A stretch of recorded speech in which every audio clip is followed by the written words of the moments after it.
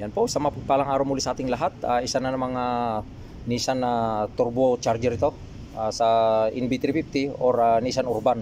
Ito bali buo pa ito mga ka-GM, wala pang ganong problema ito. Ngayon ang ano niya ito, buo pa ito, itong pinaka-turbine na wheel niya rito, buo pa siya, no.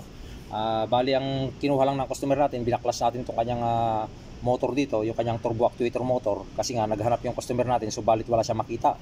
Ngayon dahil makapal naman yung pitaka ng customer natin, bumili siya ng buo ngayon. Yun yung kinabit natin mga ka-GM sa kanya sakyan. So okay na, ayos na yung kanya sakyan, kasi nagkakaroon ng low power ang makina pagka may problema po ang turbo, no.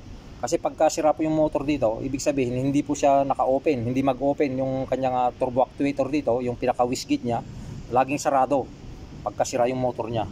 Kaso wala siyang makita na turbo motor, kaya bumili yung customer natin ng buo. Ito pala yung pinaka chipset board niya rito. Yan yung pinaka cover niya. Konektado yan sa kanyang connector papunta sa ating ECU. So ayan po. Yun lang po yung pinakasira niyan, yung turbo actuator motor dito, no.